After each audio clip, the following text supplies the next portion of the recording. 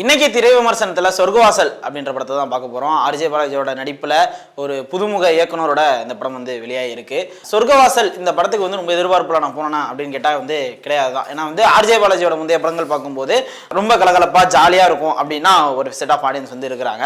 But அவர் பண்ணுற சீரியஸான படங்கள் ரன் பேபி ரன் அப்படி தான் வந்து ப்ரொமோட் பண்ணியிருந்தாங்க. பட் போய் பார்க்கும்போது சில ஏமாற்றங்கள் வந்து இருந்துச்சு. அதனால அவர் கொஞ்சம் இன்டென்ஷனாக பண்ணியிருக்கிறாரு, கொஞ்சம் சீரியஸான படங்களில் பண்ணியிருக்காரு அப்படின்றது போதே வந்து ஒரு பயம் இருந்துச்சு.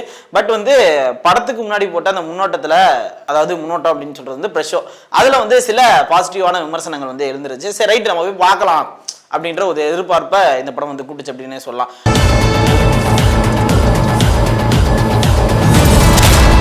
இது கேள்விப்பட்ட வரைக்கும் இது வந்து ஒரு உண்மை சம்பவத்தை வந்து தழுவி எடுத்திருக்கிறாங்க அப்படின்ற ஒரு ஐடியா மட்டும் இருந்துச்சு. சரி ரைட் என்ன அப்படின்றதான் போய் பார்க்க போனேன். எனக்கு மிகப்பெரிய ஒரு சர்ப்ரைஸ் அப்படின்னே சொல்லலாம். சரி ஃபர்ஸ்ட் இந்த படத்தோட கதை என்ன ஒன்லைன் அப்படின்றத வந்து நான் சொல்லிடுறேன். அதாவது 1999 நடந்த ஒரு சம்பவம் தான். அதாவது சென்னையில் உள்ள சிறைச்சாலையில் ஒரு சம்பவம் வந்து நடந்திருக்குது.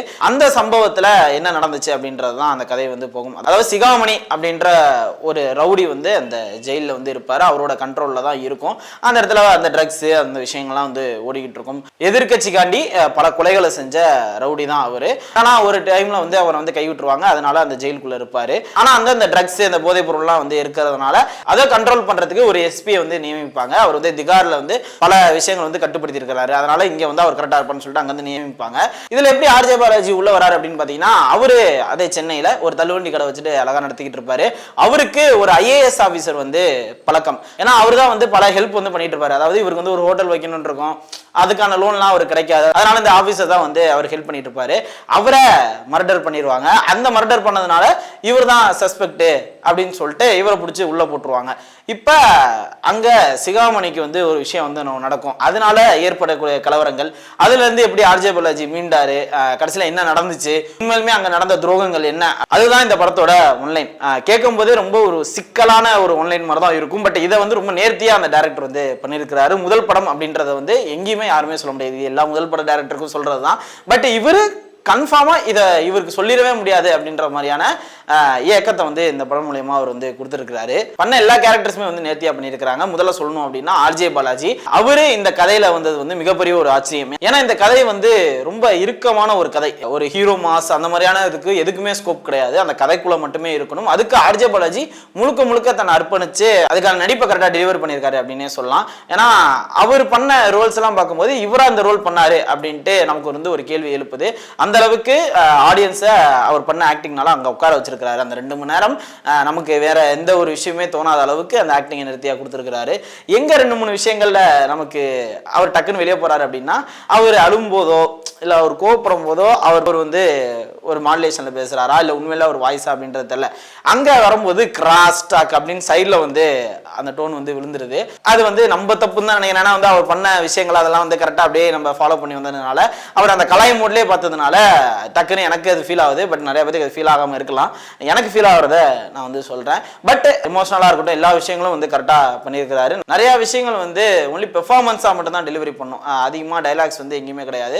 கோவப்படுறதா இருக்கட்டும் இல்ல ஒரு சந்தேகங்களை பார்க்கறதா இருக்கட்டும், எல்லாத்தையும் வந்து பெர்ஃபார்மன்ஸ்ல தான் டெலிவர் பண்ற விஷயங்களா இருந்துச்சு. அதை கரெக்டா பண்ணியிருக்கிறாரு. அடுத்தது செல்வராகவனோட கேரக்டர், அதை பார்க்கும்போது நம்ம எப்படி ஒரு ராஜனை பார்த்தோமோ அதே மாதிரி தான் இருக்கும். பட் ராஜனை பார்க்கும்போது ரைட்டு இவர் என்ன வேணா பண்ணுவாரு அப்படின்ற விஷயம் இருக்கும். ஆனா இவரோட கேரக்டர் எப்படி இருக்கும்னா, தான் தப்ப திருந்தி ஒரு மன்னிப்பு கேட்டு இனிமே இதை பண்ணக்கூடாது அப்படி ஒரு நிலைமையில இருந்தவரை திருப்பி அந்த பிரச்சனைக்குள்ள தூண்டுறதுன்னு ஒன்று இருக்குல்ல, அதை அந்த போலீஸ் வந்து பண்ணுவாங்க.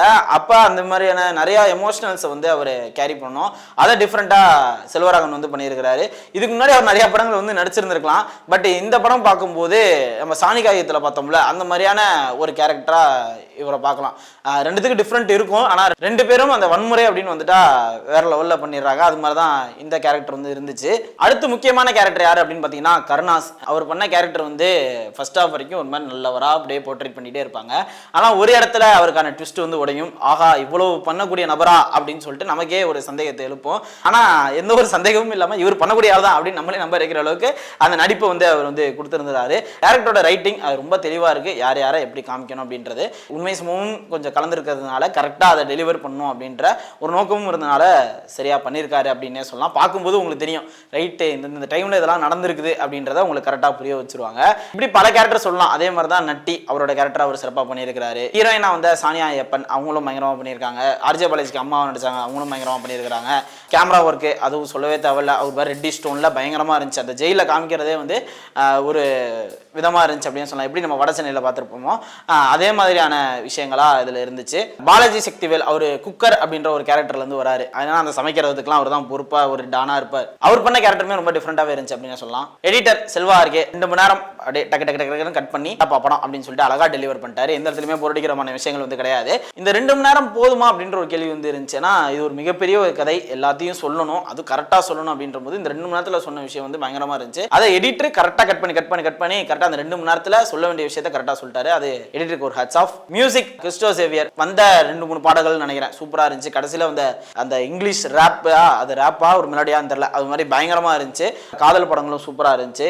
பேக்ரவுண்ட் ஸ்கோர் ஒரு மாதிரி பயமுறுத்துற வகையா அடுத்து என்ன நடக்கும் அப்படின்ற ஒரு விஷயத்த அந்த இசையில கடத்தியிருந்தாரு. அதுவுமே சூப்பரா இருந்துச்சு. ஏன்னா அந்த படத்தில் நெகட்டிவே இல்லையா அப்படின்னு கேட்டிங்கன்னா, உங்களுக்கு பார்க்கும்போது சில நெகட்டிவ் தோணலாம். எனக்கு பார்க்கும்போது அந்த மாதிரியான விஷயங்கள் வந்து தோணலை. இது வந்து கண்டிப்பாக ஒரு நேர்த்தியான படம் அப்படின்ற மாதிரி தான் தோணுச்சு. எனக்கு எந்த இடத்துலையுமே அது ஏதாவது ஒரு விதத்தில் நெகட்டிவாக சொல்லாமா அப்படின்ற எந்த ஒரு விஷயமுமே தோணலை. இது உண்மை சம்பவம் அப்படின்றதுனால என்னப்பா அப்படின்னு சொல்லி தேடி பார்க்கும்போது 1999 நவம்பர் 27 நடந்த ஒரு சம்பவத்தை வச்சு தான் வந்து எடுத்துருக்காங்க. அதில் நம்ம செல்வராகவன் கேரக்டர் இருக்கு இல்லையா, சிகாமணி அப்படின்ற கேரக்டரை யாரை பேஸ் பண்ணி எடுத்திருக்காங்க அப்படின்னு பார்த்தீங்கன்னா, பாக்ஸர் வடிவேலு அப்படின்றவரோட கேரக்டர் வந்து எடுத்துருக்காங்க. அவர் அந்த டைமில் அந்த ஜெயிலில் இருந்திருக்கிறாரு. அவருக்கு அந்த வைத்த வலி அப்படின்ற ஒரு விஷயத்த சொல்லி அங்கேருந்து வெளியே கொண்டு போயிருக்கிறாங்க. அவர் மர்ம முறையில் கொல்லப்பட்டாரா, உண்மையுமே வைத்த வலினாலே இறந்துட்டாரா அப்படின்றது தெரியல.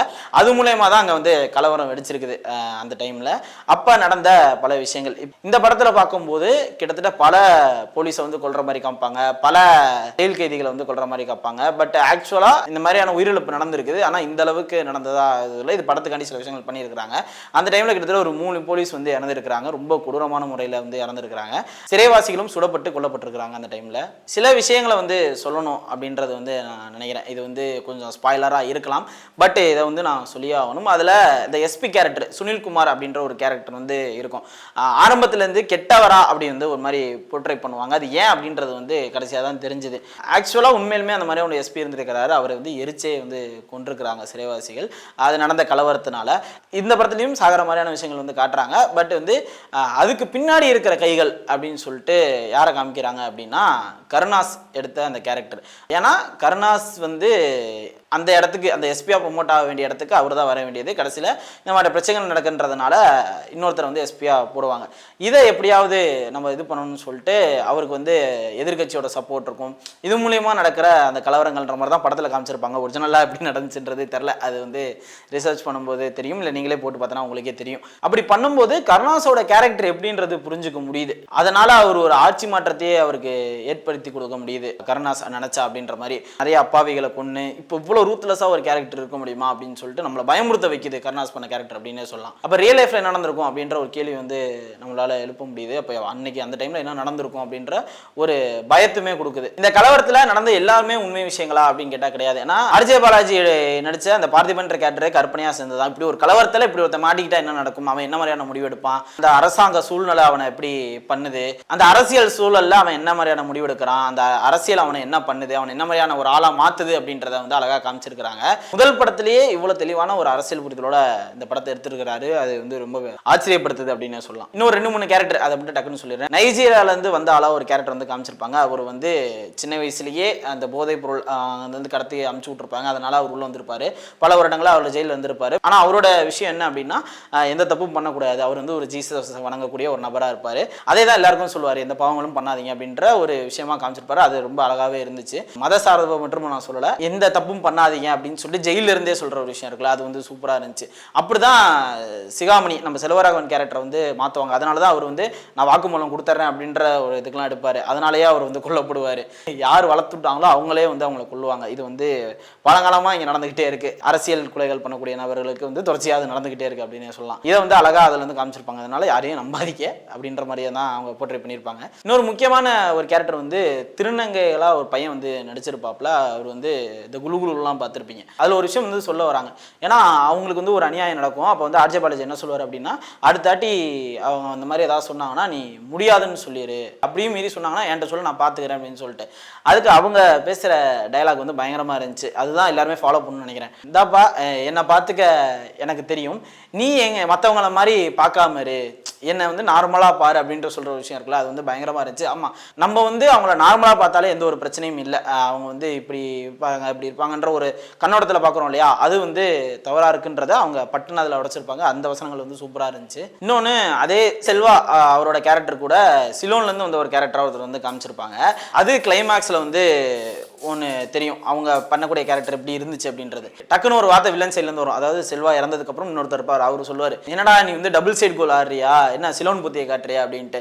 அப்படி சொல்லும்போது அவர் சொல்கிற வசனங்கள் வந்து இன்னும் பயங்கரமாக இருந்துச்சு. யாரா டபுள் கேம் ஆடுறா, நாங்கள் வந்து வன்முறைகளை விரும்புறதில்ல, எங்களுக்கு வந்து நீதி தான் வேணும் அப்படின்னு சொல்லிட்டு அந்த ஜெயிலுக்குள்ளே அவர் போராட்டம் பண்ணுவார். அதாவது மற்றதெல்லாம் கலவரம் பண்ணிட்டு இருக்க வகையில் அவங்க வந்து அந்த ஒரு துணியில் இந்த மாதிரி வன்முறை வேண்டாம் அப்படின்னு சொல்லி எழுதி வச்சுட்டு அப்படியே உட்காந்துருப்பாங்க.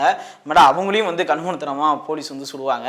அப்போ வந்து சிலோன்லேருந்து வந்தவங்கலாம் இப்படி தான் அப்படின்ற ஒரு கண்ணோட்டத்தில் இருக்கிறத இதில் உடைக்கிற மாதிரி இருந்துச்சு. இல்லை அவங்க வன்முறையை விரும்பலை, அவங்க வந்து அகிம்சையை தான் விரும்புகிறாங்க, நீதியை தான் விரும்புகிறாங்க அப்படின்ற சொல்கிற விஷயங்கள் வந்து பயங்கரமாக இருந்துச்சு.